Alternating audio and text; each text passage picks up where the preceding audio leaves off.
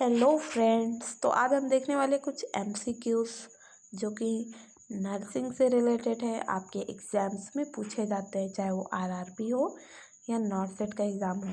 तो देखिए, first question जो है आपकी स्क्रीन पे दिख रहा है, which part of fetal skull remains soft at birth to aid in child birth. जी हाँ, तो यहाँ पर क्वेश्चन में पूछा गया है कि फीटल स्कल का कौन सा पार्ट जो है सॉफ्ट रहता है बर्थ के दौरान। तो यहाँ पर इसका आंसर है फोंटेनल्स।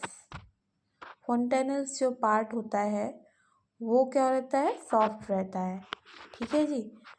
फिर है, which part is natural method of contraception. तो नेचुरल मेथड ऑफ कॉन्ट्रासेप्शन कौन सा होता है, ओरल कॉन्ट्रासेप्टिव। देखिए, ओरल कॉन्ट्रासेप्टिव तो मेडिसिन हो गई, ये तो नेचुरल मेथड नहीं है। कॉन्डोम्स जो भी है वो भी ह्यूमन द्वारा प्रिपेयर किया गया है। ठीक है, ये मेथड। ट्यूबल लाइगेशन ये भी नहीं है। और तो इसका करेक्ट मेथड क्या होगा, कैलेंडर मेथड। जी हाँ, कैलेंडर मेथड जो होता है ये नेचुरल मेथड है।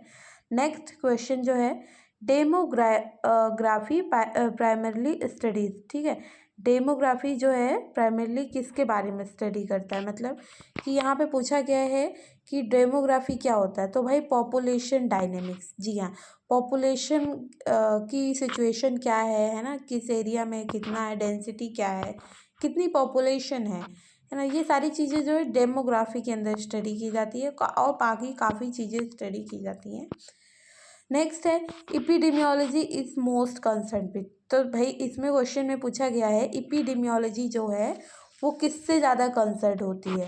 तो study of disease and distribution and determinants. जी हाँ, तो डिजीज़ की जो स्टडी होती है उसका डिस्ट्रीब्यूशन, उसके डिटर्मिनेंट्स कौन कौन से हैं, यानी कि किसकी वजह से होता है।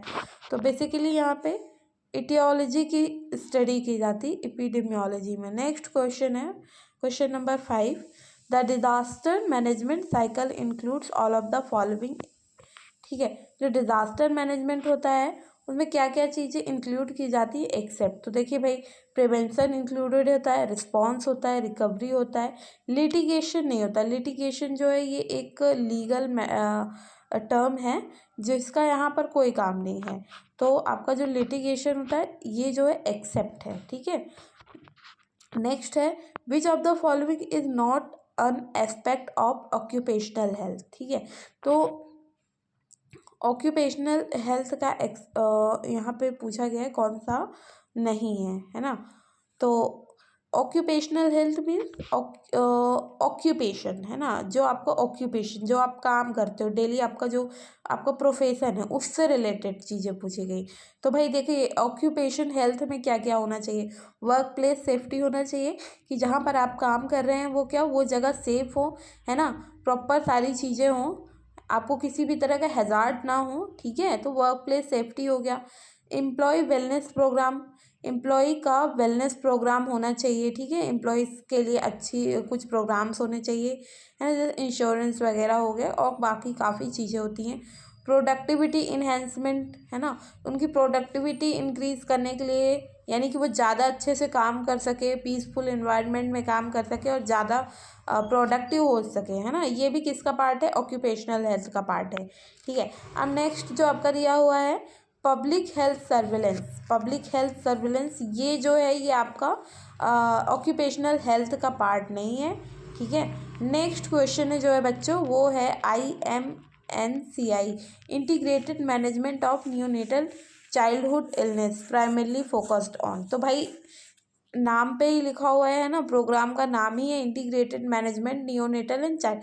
इंटीग्रेटेड मतलब कॉम्प्रिहेंसिव मैनेजमेंट, है ना, चाहे वो छोटे बच्चे हो या फिर चाइल्डहुड, है ना, नियोनेटल यानी कि नवजात शिशु हो या फिर थोड़े से बड़े बच्चे हो, चाइल्डहुड में हो, उनकी इलनेस को कंट्रोल करने के लिए, है ना, उनकी कॉम्प्रिहेंसिव, उनकी पूरी तरह हेल्थ को मैनेज करने के लिए ये प्रोग्राम लाया गया है IMNCI, integrated management of neonatal and childhood illness. ठीक है, और प्राइमरली किस पे फोकस करता है, child health and nutrition. Next जो क्वेश्चन है RMNCH plus A strategy include which of the following component. तो भाई ये इसमें कौन कौन से पूछा गया है कि इनमें कौन कौन से कंपोनेंट जो है वो इंक्लूड होंगे। तो है reproductive health, maternal health, newborn health या फिर ऑल ऑफ द अबव। तो भाई ऑल ऑफ द अबव इसका करेक्ट आंसर है। राष्ट्रीय बाल स्वास्थ्य कार्यक्रम फोकस ऑन। तो राष्ट्रीय बाल स्वास्थ्य कार्यक्रम किस पे फोकस करता है? तो ये भी जो है child health screening and early intervention पर फोकस करता है। ठीक है। स्टरलाइजेशन कंसिडर्ड है ना, स्टरलाइजेशन क्या होता है? तो स्टरलाइजेशन क्या होता है? Permanent contraceptive method. तो बाकी के क्वेश्चन जो है हम नेक्स्ट वीडियो में कवर करेंगे। अभी आज के लिए इतना ही, और आप लोग अच्छे से प्रिपरेशन करते रहिएगा। मिलते हैं नेक्स्ट वीडियो में। बाय।